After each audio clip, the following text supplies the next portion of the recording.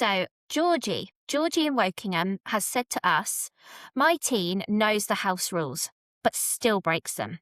Are they Oh, just being defiant? House rules being broken, is this just defiance? That's such a great question. And I would imagine lots of our listeners and lots of our viewers now are going, wow, Georgie knows my house.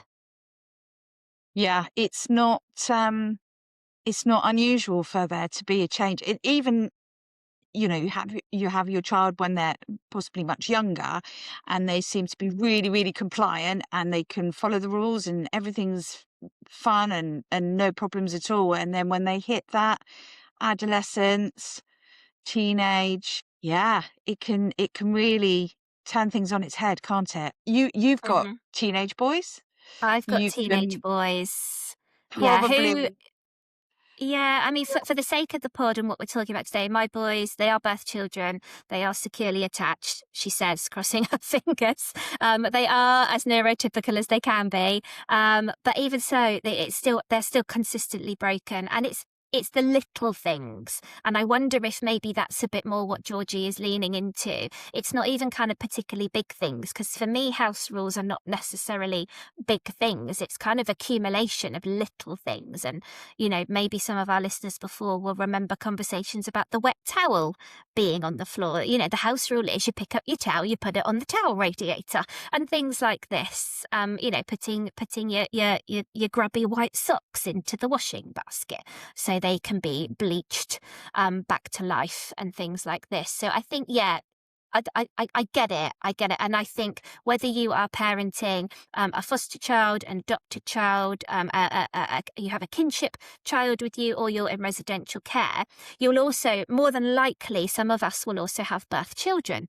as well. And there is that little bit about this can't just be a therapeutic parenting thing. This can't just be a trauma or neurodivergent thing. This is like, is this not just a teenage thing? And do you know what? Yes, sometimes it is. So I think the second part of Georgie's question about are they just being defiant? I think for me, that's kind of the key bit, really, isn't it? So if we are looking at trauma, defiance is a really difficult thing, because when we look at it as defiance, that can feel personal, that can feel challenging, that can feel difficult. And even the word defiant just automatically kind of sets us on edge, doesn't it? I can kind of feel my hackles rising as we're It's the talking foot in about it. that. Defiant. It's right. Absolutely. In your It's face. Yeah, definitely. exactly. Definitely. So I think the defiance bit is the hard bit. And I think if we break it down, I guess firstly with a little bit of the old brain science, which we love when we're talking about trauma, is the trauma will be clouding that kind of reasonable judgment, the logical, the rational bit. And if we look at the fight, flight or freeze response, it's almost that kind of verbal fight back, isn't it? Well, I'm not doing it. Mm, And when we talk mm. about physically fighting back, I'm not talking about, punching or kicking or anything like that when someone is being defiant with rules. But, if they're physically refusing to pick something up or move it or move themselves, that is physical defiance, isn't it? As in, that they're just not going to do it, or they're doing the opposite of what you've asked. But again, with the brain science bit, there is the bit for teenagers where everything in the brain is having a little bit of a discombobulation.